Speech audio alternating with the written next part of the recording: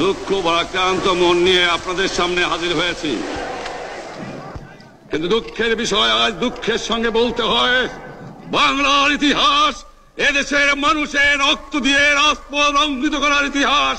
1952 সালে রক্ত দিয়েছি, 1954 সালে নির্বাচনে জয়লাভ করেও আমরা গদিতে বসতে পারি নাই।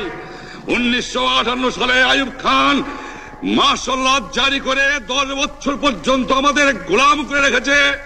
1967 সালে 6 দফার আন্দোলনের 7ই জুনে আমার ছেলেদের গুলি করে হত্যা করা হয়েছে। জনাব ইয়াহিয়া খান সাহেব, আপনি পাকিস্তানের প্রেসিডেন্ট, কি করে আমার মায়ের কোল খালি করা হয়েছে, কি করে মানুষকে হত্যা করা হয়েছে, আপনি আসুন, দেখুন, বিচার করুন। আমি প্রধানমন্ত্রিত্ব চাই না, আমরা দেশের মানুষের অধিকার চাই। আর যদি একটা গুলি চলে, আর যদি আমার লোকের উপর হত্যা করা হয়, তোমাদের উপর কাছে আমার অনুরোধ রইল, প্রত্যেক ঘরে ঘরে দুর্গ গড়ে তোলো এবং তোমাদের যা কিছু আছে তাই নিয়ে প্রস্তুত থাকো।